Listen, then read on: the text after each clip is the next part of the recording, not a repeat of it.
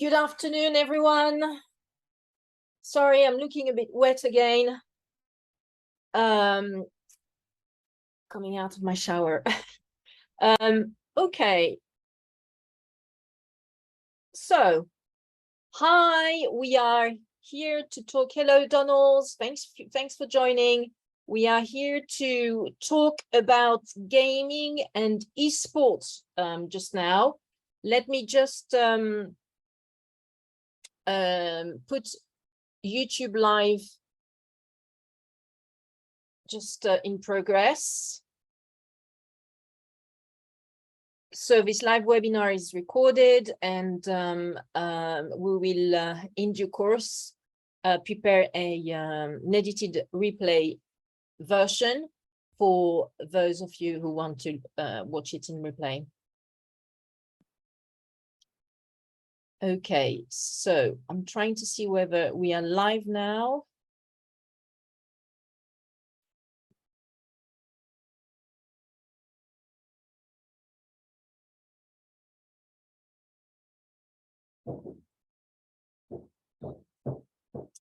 So I'm in London, and there's been a lot of rain just going on just now. So if you hear a lot of noises due to you know, like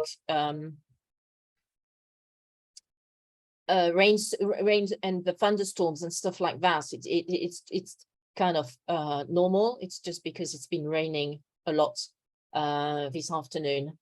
Thank God for the rain, as they say. Okay, let's get cracking. We are live on YouTube as well, I see. So let's get going. Okay, so the first point that I wanted to address today is what's going on in the gaming and esports industry at the moment. Well, the gaming industry has grown from a market valued at $198.40 billion last year in 2021. And we expect it to grow to reach a value of $339.95 billion by 2027. So that would be a compound annual growth rate of around 10% over 2022 to 2027. So pretty impressive. Nice margins, as they say. And so in addition, so this year, because a lot of people are no longer in lockdowns, there's been, in 2022, there's been a bit of a slurp, like a slowdown in the activity of gaming and esports, because people want to go back to socializing in person. They want to be able to go and do sports or social events. So in 2022, there's been a little bit of a slowdown, but all analysts are banking on the fact that the gaming industry is, as I said, going to grow on average 10% year on year up until 2027. And in fact, quite a lot of large big tech companies are definitely banking on that and betting on this. And for example, Microsoft, the software and hardware giant, has acquired in 2021 the American video game holding company called Activision Blizzard for $75 billion. I read 2 days ago that actually this acquisition is subject to review from the competition authority in the US, but I doubt that is not going to go through. So yeah, Activision Blizzard, one of the biggest gaming company, is being acquired by Microsoft. And before that, Microsoft had actually bought a game from Activision Blizzard, which is Minecraft, very famous game called Minecraft, for $2.5 billion. So Microsoft is doing this. Meta, the parent company of Facebook, Instagram, and WhatsApp, is also heavily investing into gaming. And right now it plans to monetize Horizon Worlds, which is its metaverse platform, NFT store and software marketplace. So it's called Horizon Worlds. And Meta wants to actually monetize it with an aggressive 47.5% commission rate on all in-app purchases. So if you are a third-party app retailer, and you want to sell your app through Facebook and Meta's platform Horizon Worlds, well, you'll have to share the profit with them, 47.5%. They'll take a cut of 47.5%, monstrous, enormous. So the margins are really great. So that's why big tech is definitely, investing in that as well, because the margins are just monstrous. And then another big tech media company which is investing in gaming is Netflix. Netflix has actually made this interesting acquisition of a Finnish mobile games developer and studio focused on creating titles based on popular entertainment intellectual properties, such as the series Stranger Things and the other series The Walking Dead in 2022. So this Finnish mobile games developer is called Next Games, and Netflix actually paid $72 million for this acquisition. So at the moment, I understand that the games of Net Games is only used by 1 or 2% of Netflix users. But I do forecast that in the future, the more they're going to create games which relate to the series which are being streamed on Netflix, the more Netflix customers are also going to get into these games. So massive growth, compounded in annual growth rate of 10% per year from now until 2030 or something. Big margins. Lots of big tech investing in gaming, but what's it all about? Well, today so basically the advances in cloud technology have allowed game developers to rewrite code for different types of consoles and platforms such as PlayStation, Xbox, and Windows PC, in order to incorporate such codes into a standalone product provided to gamers through a cloud platform. So gaming is also becoming way more democratized and easy to use and less expensive, because you don't have to buy, the expensive hardware from PlayStation or Xbox or to play such and such game. Now everything is on the cloud, and you just, have to open a web page, and you can actually play your game from there.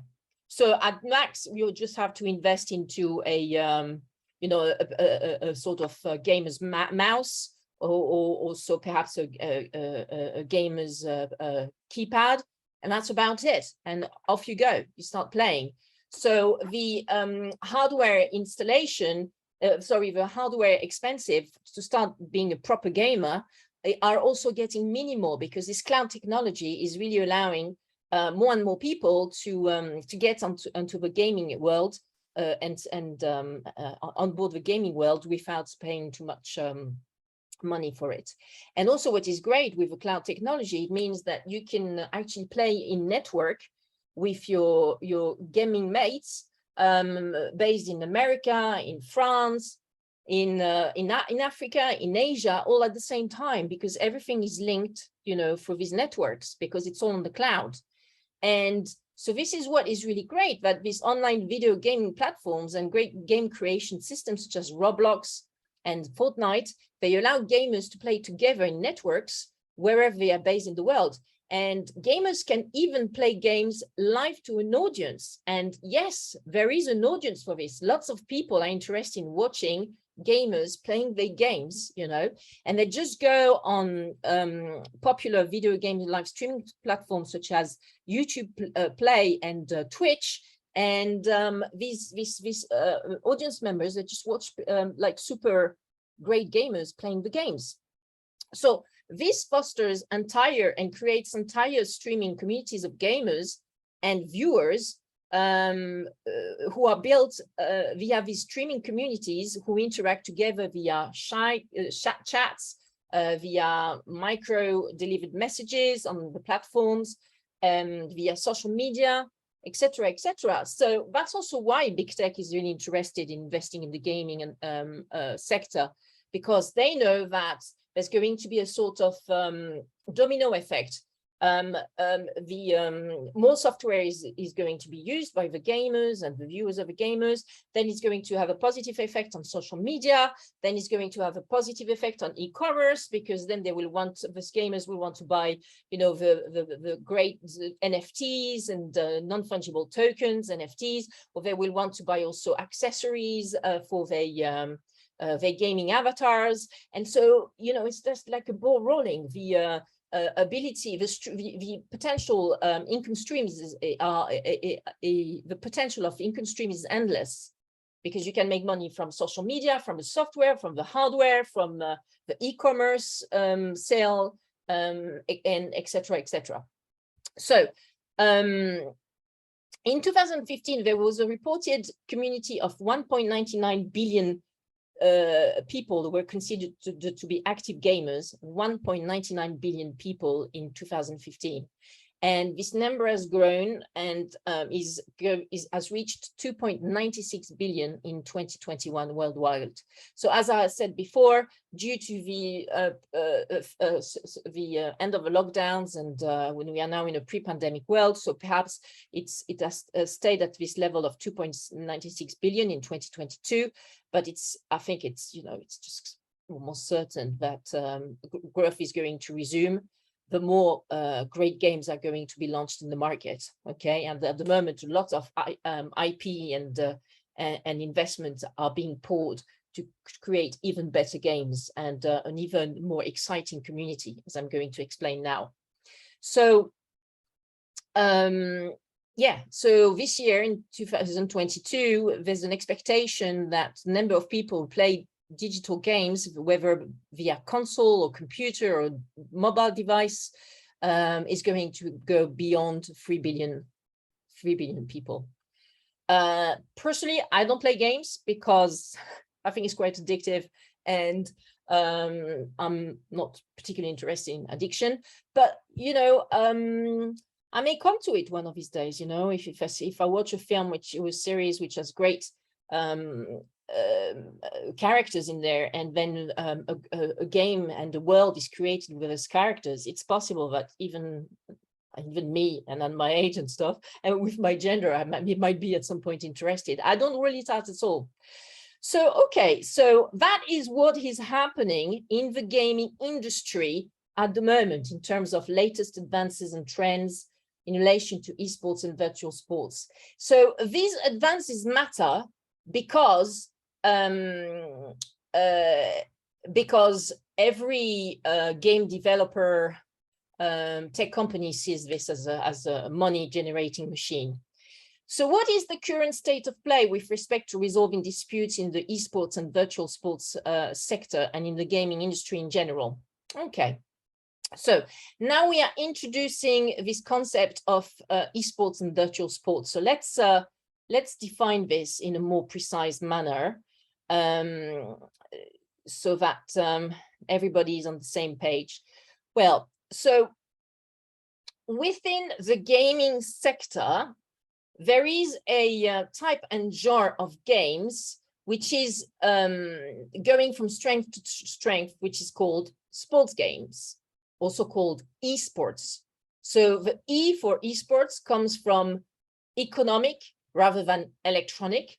And as a publisher, a game publisher, rewrites the rules of its games, supplies the essential technology, and ultimately decides on the existence of a sport as a whole. So that's why it's called esports, so economic sports.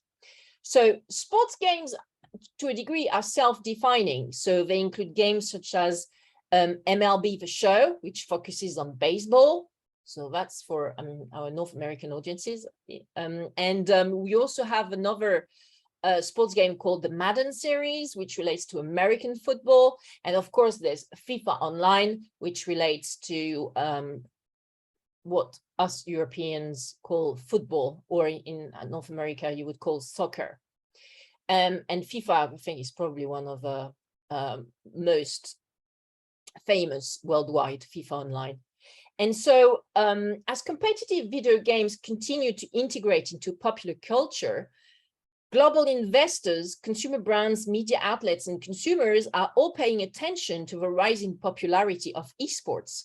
And so in this year, there will be 29.6 million monthly esports viewers in the USA, for example, up 11.5% from 2021. So this is also pushed by the fact that esports are championed by mainstream celebrities and early esports investors also, such as Michael Jordan, who has invested in Team Liquid's parent company, for example. Also Drake. Drake is a champion of esports, and what is he doing, Drake? Yeah, he's basically, investing an undisclosed amount of money in the sports organization 100 Thieves. So yeah, he became with Scooter Braun. He's the Hollywood manager, represents stars like Justin Bieber and Ariana Grande. So he became with Scooter Braun co-owner of 100 Thieves, which has fields esports team that compete in games like Call of Duty and League of Legends. So yeah, so this is actually a thing which is quite interesting in the esports sector, which is that basically there are some companies such as FaZe Clan, for example, or as I just mentioned just now, 100 Thieves, which basically band together teams of esporters, so esports athletes, digital athletes, and then they would just manage them like they would manage a team of F1 athletes or footballers, you see? So hence the drawing that I made for the article that I published on called Gaming, Esports and Dispute Resolution, A Brave New World, because this is just basically showing a team of esporters who apparently are sponsored by Red Bull, and they are playing together in front of screens and probably just all working. These guys are professionals, so it's work. They're all working towards winning as a team a game, probably on Call of Duty or FIFA or etc. etc. So this is why esports is so popular, because it really is like the game but played virtually, and therefore it fosters even more this community and this spirit of competitiveness that one usually finds in the realm of physical sports. Now it's been retranscribed into the virtual world through esports and virtual sports. So what are virtual sports, by the way? Well, virtual sports are sports which require an element of physical in the physical world. So for an example of virtual sport is through the cycling game company called Zwift, ZWIFT, and they create these bikes, which are physical bikes which exist in the real world, and then they are going to link those bikes to their game, their Zwift game, and therefore there will be a simulation of a race on the Zwift software, which will happen while every player will be actually on his or her bike in his or her premises, like home or office or whatever. And they will be biking, they will be cycling their bikes from the particular locations to play the game, to play into the competition. And therefore they will be monitored through the data collected by the Zwift bicycles that they have at their homes or premises. And this will be retranscribed to the software. So this is what virtual sports is, as opposed to esports, which is usually played with a gaming console, like a gaming and, you know, with your hands, so to speak, for the moment. So other type of virtual sports are, there's been a collaboration, for example, in relation to virtual sports between the Fédération Internationale de l'Automobile, so the car international federation, Fédération Internationale de l'Automobile, and Gran Turismo, the game about racing called Gran Turismo from Polyphony Digital. And so, yes, so this is the difference between esports and virtual sports, and they are definitely increasing a lot. There's currently an increase as well in this particular competitive subsector of the gaming industry, which is esports as well as virtual sports. And so, in relation to now that we've clarified the definition of esports and virtual sports, what is the current state of play with respect to resolving disputes in the esports and virtual sports sector and in the gaming industry in general? Okay, so first and foremost, we have to remember the dispute resolution process which applies for sports disputes, okay? So, as some of you may be aware, the sports dispute resolution system is actually really quite well developed, and it developed in parallel with the Olympic Committee efforts to create the Olympic Games, which were launched by the Frenchman Pierre de Coubertin a long time ago. I can't exactly remember when, but in parallel to the Olympic Committee, le Comité Olympique, launched by Pierre de Coubertin, there was a necessity as well to develop a way to resolve disputes in relation to doping, in relation to disciplinary issues, in relation to breach of rules, etc., etc. So in the physical sports establishment reality, the International Olympic Committee established in 1984 the Court of Arbitration for Sport, CAS, Tribunal International du Sport, which is based in Switzerland, in Neuchâtel, if I remember well. And it is actually, as far as sports arbitration and dispute resolution in the sports world is concerned, all these disputes are being looked at by the various courts and institutions of neutrals, arbitrators from the Court of Arbitration for Sports, CAS, okay, which was, as I said, set up by the International Olympic Committee in 1984. So just to remind you a few cases which made the news recently, there was a decision handed down by an arbitral sentence handed down by CAS, by this Court of Arbitration for Sports, in relation to Caster Semenya, the athlete who basically contested the decision made by the Olympic Committee for her not to compete in the Olympic Games, quite recently, I think the ones in Japan and the one before that, because her level of testosterone is too high compared to what the Olympic Committee wants to find in female athletes who compete as females, okay? So Caster Semenya, I understand, has got female sexual organs, but apparently a level of testosterone, normal level of testosterone in her body, is much higher than the one a female athlete would have.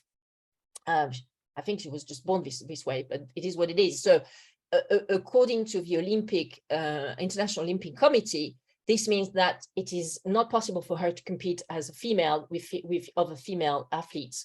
And since she can't compete with males in the male competition, it means that she can't compete at all. So Caster Semenya, being a great and extremely talented athlete, she of course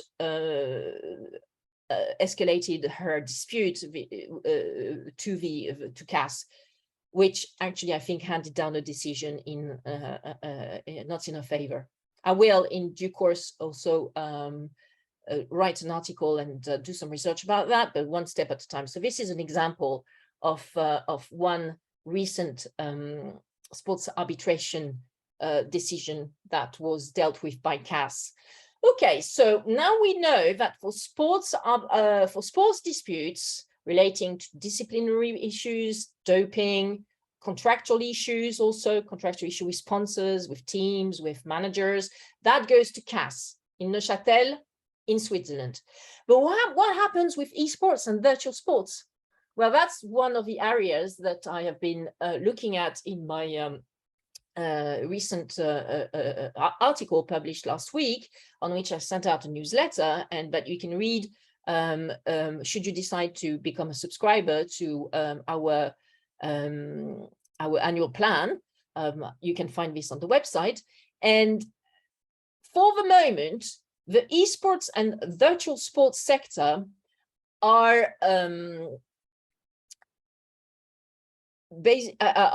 have their disputes managed through commercial arbitration. So as opposed to having the sports arbitration bodies such as CAS looking at any disputes in the esports or virtual sports sector, for the moment, it's actually commercial arbitration institutions that manage those disputes. So as an example, I mentioned Activision Blizzard earlier because it's being bought by Microsoft for the hefty fee of $72 billion, if I remember well. Well, Activision has got a very famous game, Activision Blizzard, and whenever there is an issue with its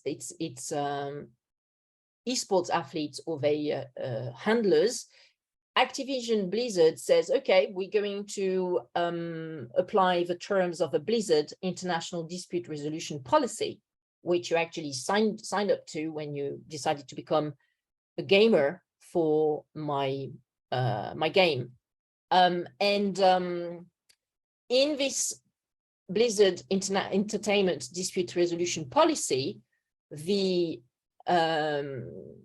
institution which administers arbitration procedures on behalf of Activision Blizzard is JAMS. Okay, JAMS is one of the two top North American arbitration institutions with AAA, and JAMS is actually administering arbitration procedures throughout the world on behalf of Activision Blizzard. Okay, a lot of neutrals at JAMS are ex-judges from the US. Not only, but a lot of them are.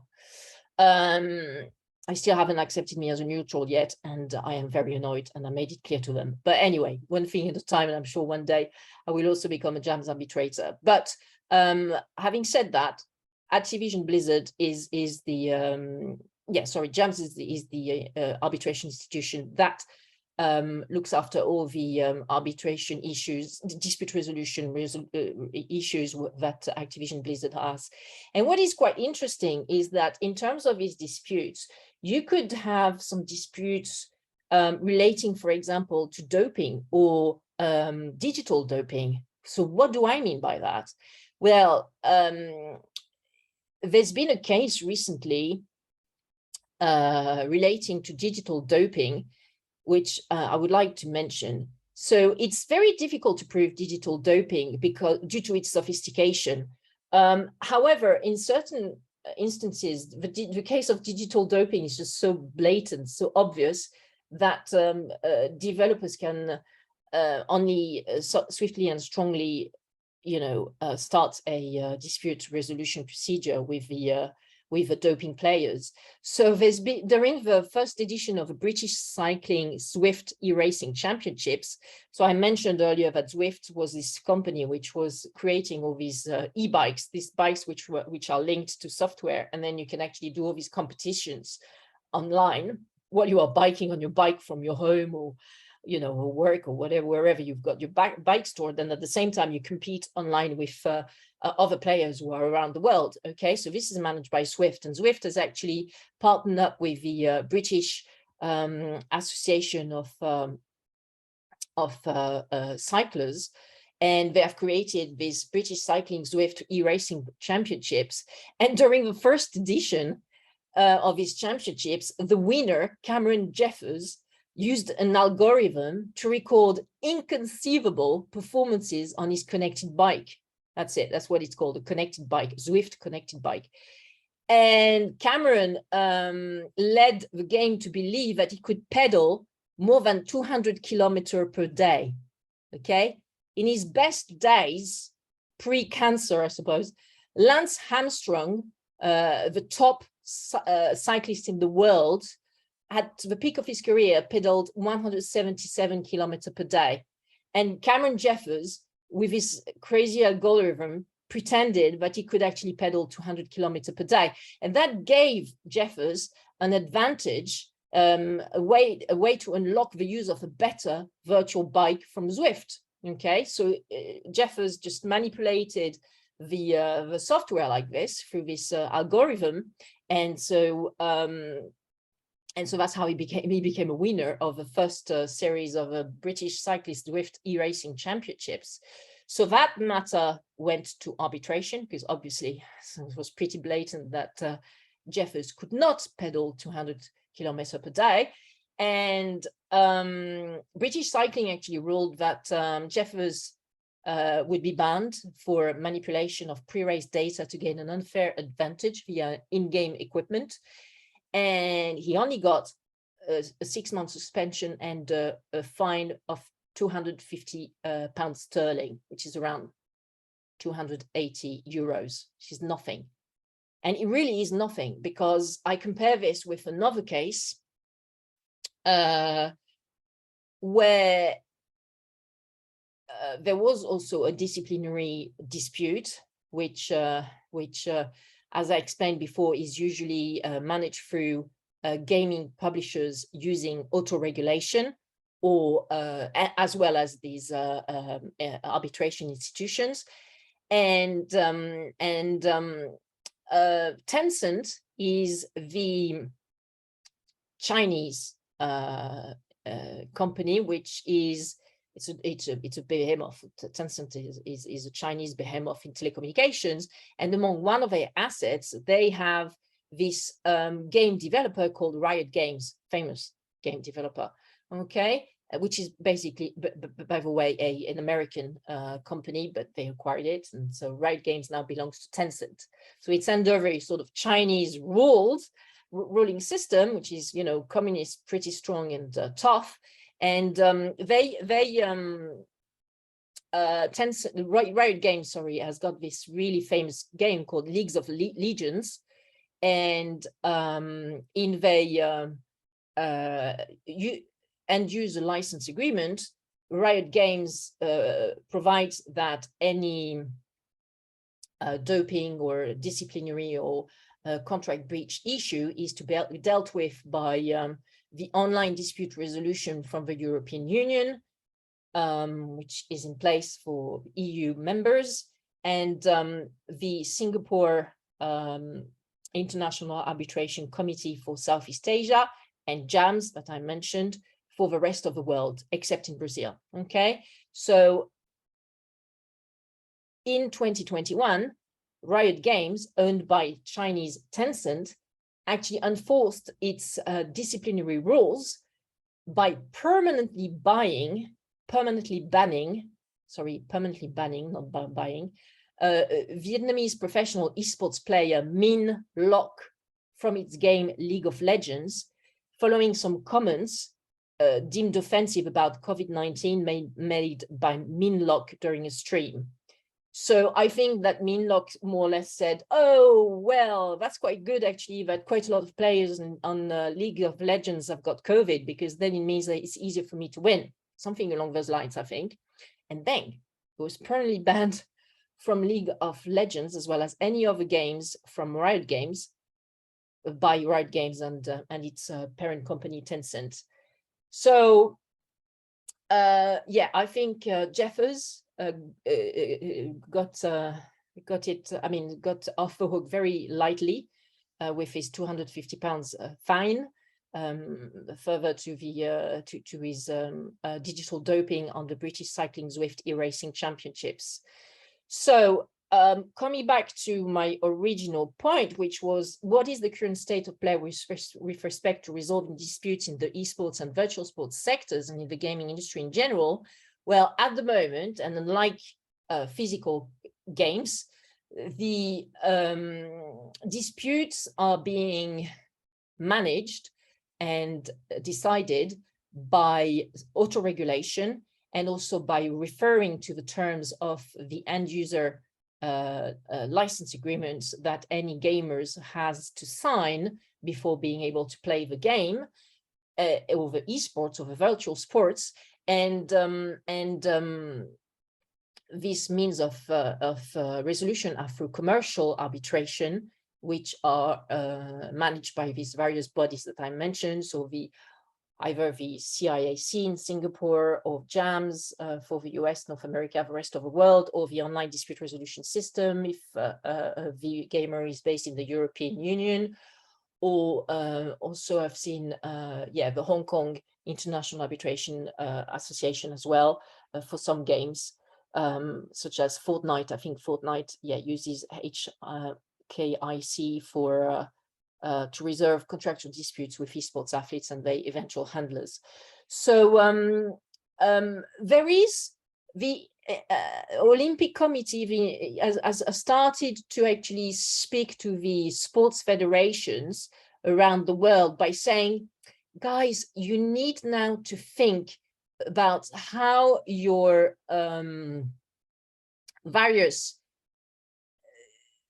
how the virtual or software versions of your sports are going to be managed in terms of dispute resolution process. The Olympic Committee is saying maybe now is the time to actually think of possibilities for future cooperation and engagement in relation to esports. Instead of thinking that sports and Olympic Games are completely different from esports and virtual sports, perhaps now is the time to actually work together. That's what the International Olympic Committee has started to say to the sports federations, in particular during a 2018 esports forum, which was attended by 150 representatives from the esports and gaming industry, the players, the publishers, the sponsors, as well as some sports athletes and other members. So yeah, the IOC is encouraging sports federations to consider how to govern electric and virtual forms of esports and explore opportunities with gaming publishers. Why? Because they want the control over that. They want to have also a vested interest into these virtual forms of sports, because there's a lot of money involved here. And so that's why, in terms of the future of alternative dispute resolution in the esports and virtual sports, now it perhaps is maybe time to think of creating a a specialized panel of esports arbitrators in institutions such as JAMS, ICC, CIAC, and HKIAC, since in any case, they are already usually designated through the end user license agreements of the gaming companies as the arbitration institutions looking after the gaming and esports dispute. Maybe it would be time now to actually create some specialized panels of esports arbitrators who specialize in dealing with this kind of disputes. Another potential avenue of creating more sophisticated alternative dispute resolution process of esports and virtual sports disputes could be to create a new arbitral institution for esports, conducting fully virtual proceedings based on the CAS, on the Court of Arbitration for Sports ad hoc division model. That could be another alternative, another avenue. So time will tell how the dispute resolution process of virtual sports and esports disputes will evolve. And what we already know is that arbitration of esports and virtual sports is bound to grow exponentially in synergy with developments such as dispute resolution in the metaverse and in relation to cryptocurrencies as well. That's it from me on this topic. So sorry, Joe, I just saw your message that you wanted to join. If you have any questions, do let me know. I'm going to have a look at our live stream on YouTube. If you want to ask a question, go for it. You just can unmute yourself and ask your question. Okay, so on YouTube, we have Enzo. Sorry, Enzo, who is asking, I've been banned from playing on the Fortnite games because of some comments that I made during a Twitch streamed playing gaming session. What can I do? Well, if it's your if it's more than a hobby, if it's like your job to be an esporter, a gamer, I think that indeed being banned from Fortnite, which has 3 or 4 esports games which are top of the range in terms of esports and virtual sports games, is not an option for you, Enzo. So of course you must react, and I think that it's best if you send us at Crefovi, our law firm Crefovi, an email, which we will of course treat confidentially, and explain to us the facts as to why you've been banned from playing the Fortnite games, what was the circumstances, whether you signed the end user license agreement from Fortnite, and we can double check, you know, whether if Fortnite followed the due process in terms of taking this decision, before taking this decision of banning you, and also we can see whether there's any remedy to that we could potentially try to implement here for you to resume your activity as a professional esporter. If you are if playing and gaming is only a hobby for you, maybe you want perhaps to actually move on to some other games with some other game developers, because obviously, you know, if you have to appoint an instructor lawyer on this matter with Fortnite, it's going to cost you some legal fees. So you have to actually, you know, weigh in as to whether it's worth spending some money on legal fees to actually defend your right to be playing as an esporter on Fortnite, which there would be more rational for in case you were a professional esporter. If it's only your hobby, if you're an amateur gamer, maybe the best would be for you to move on to another game with some other gaming publishers. Okay, guys, thank you very much for your presence and your support. And if you want more information, more in-depth information, again, as I said, do have a look at our article on gaming, esports, and dispute resolution, a brave new world. Bye for now.